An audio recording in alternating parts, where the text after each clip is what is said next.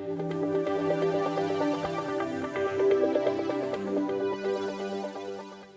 morning, class. First, I'm going to introduce myself to you.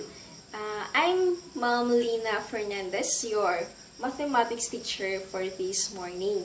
Before we start our discussion for today, first we need to pray, and I ask Ma'am Annalyn for the prayer. Thank you, Ma'am Annalyn, and you may be seated. This time, we're going to discuss about adding, subtracting, and multiplying integers. We are familiar for the word adding, subtracting, and multiplying. When we say adding, we're going to combine it or add, or the summation of the numbers. When we say subtracting, we need to get their difference. And for the multiplying, we need to get their product. So, this time, we need to define what is integers. Okay, this time you don't have any idea yet for the integers. So, I will give you definition for the integers. When you say integers, it is any natural number, the additive inverse of a natural number, or zero. When you say natural number, it is pertaining to the all positive numbers. Here, natural numbers is all positive numbers. Then, addition for the definition of the integers is the additive inverse of a natural numbers. When we say additive inverse, meaning the opposite of the natural numbers. So, natural numbers pertains to the positive numbers, and another definition is the additive inverse of the natural numbers. So, here is our numbers, our integers. We have, this is infinite because we don't have, we are free to choose what number could be the problem. And here we have negative 2, negative 1, 0, 1, 2, and infinity. Okay, this time we're going to solve for the adding integers. First, we're going to read or to know what is the rules when adding integers. Rule number 1, adding integers with the same sign, add their absolute values. Then, affix to the sum the common sign.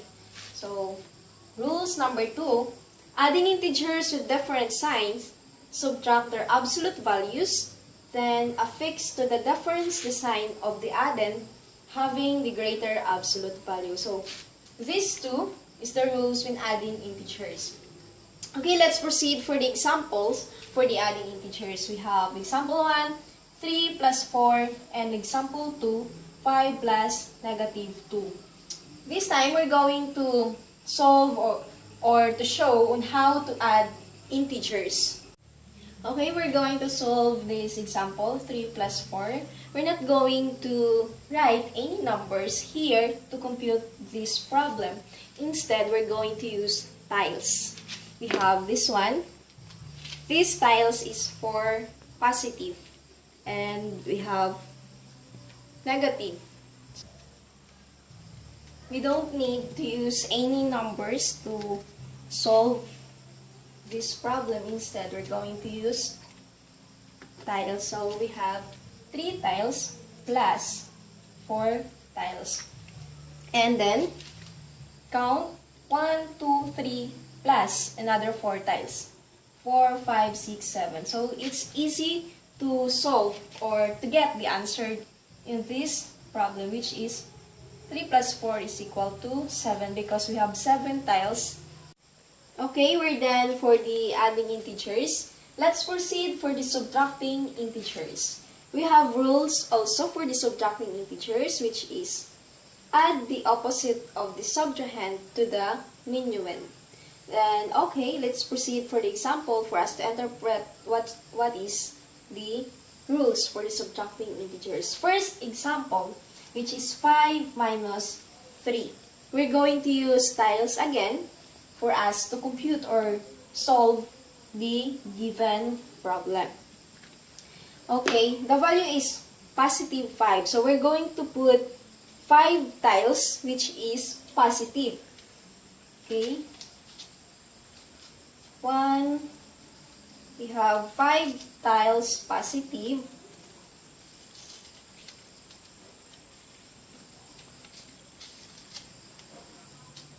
Have this, and our sign for this is minus because it is subtraction. Minus 3. So our 3 here is positive also. Okay, we need to add 3 tiles for us to compute the given problem. So we have another 3 positive tiles because 5 minus 3, they are positive. So our sign here is minus.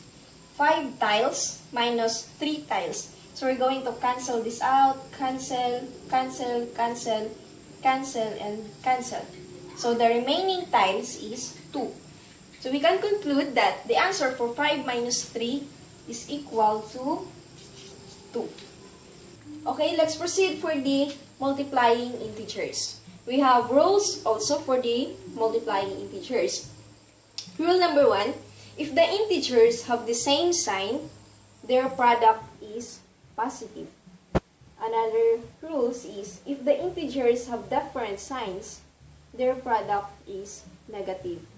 Okay, we're going to explain these rules through examples for us to easily to understand what is multiplying integers and how to compute in multiplying integers.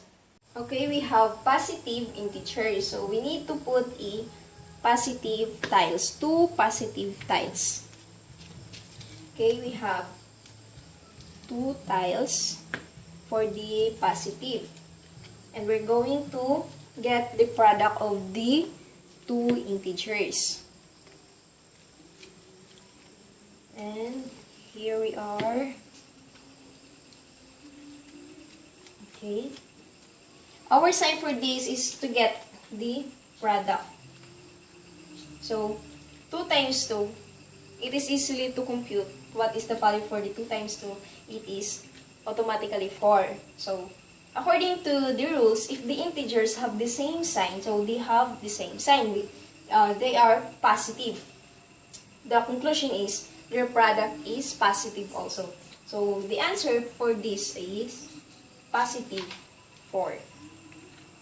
Okay, let's proceed for the another example. We have negative 1 times positive 3. So, this example is for the rule number 2. It is said that if the integers have different signs, so they have different signs which is negative and the one is positive. The conclusion for this is the product is negative. So, the problem is we need to put a 1 negative tiles and 3 positive tiles. We have 3 positive tiles. We're going to remove this one. And we're going to get the product times the negative 1, which is 1 of the negative tiles. This.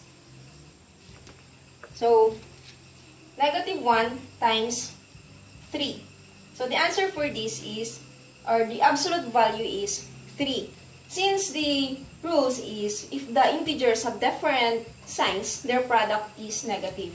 So, the answer for this is 3.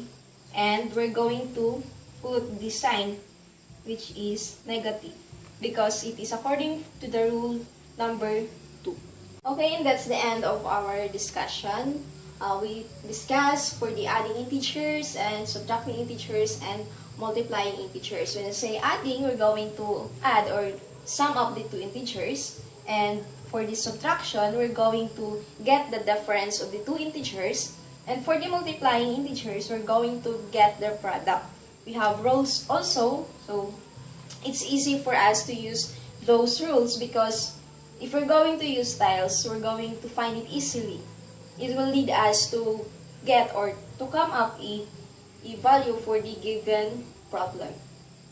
Okay, class, I am hoping that you understand our discussion because it is easy to understand. You can use any strategies for you to compute the integers for the adding, subtracting, and multiplying. Okay, this time we don't have any assignment for our discussion.